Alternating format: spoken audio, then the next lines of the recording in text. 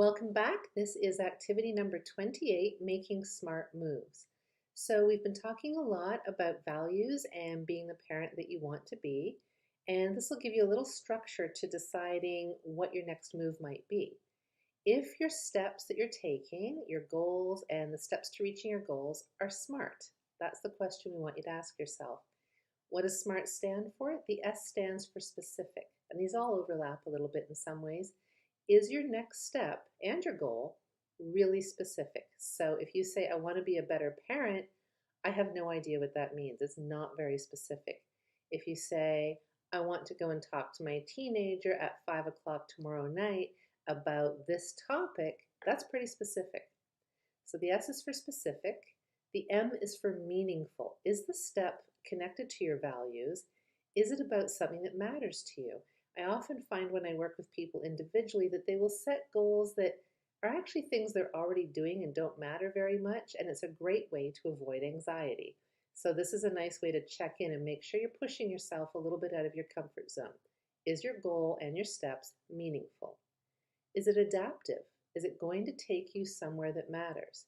And another way to think about that A in SMART is, does anxiety show up? Because if you're doing something that pushes you a little bit out of your comfort zone and something that matters to you, I would expect a little bit of anxiety to show up because that's your body's signal to say this is important. The R stands for realistic.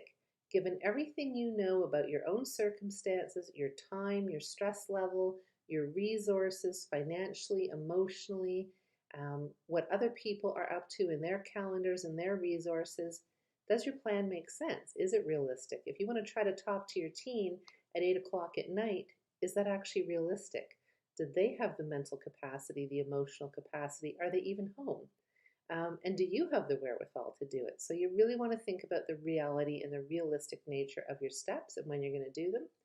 And the T can stand for time limited. We do know from research that when people set a goal or a step and they say, I am going to do this, Monday night at 4 p.m., they're actually more likely to follow through if they have a really specific day and time to take the step.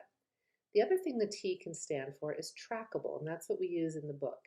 And by trackable, we mean, is it observable? If I'm, a little butterfly on the wall, can I see or hear you taking that step? So again, I want to be a better parent. I don't know what I'm looking for or listening for to know if you've done it, which means you don't know either. And if you don't know and your goal and steps aren't very smart and you happen to have that little critic in your brain, chances are it's going to tell you you didn't do enough, you didn't do it right, or you didn't do it at all. And helping us do that, if we have a SMART goal, I am stumbling, apologies. If we have a SMART goal and SMART steps, we're going to be pretty sure if we've actually taken the step or not, and that helps us to work past that little critic quite a bit. So check out your goals, check out your steps, notice if they're smart, and set a real intention going forward to go into some moments where you know you get tripped up and try to be smart.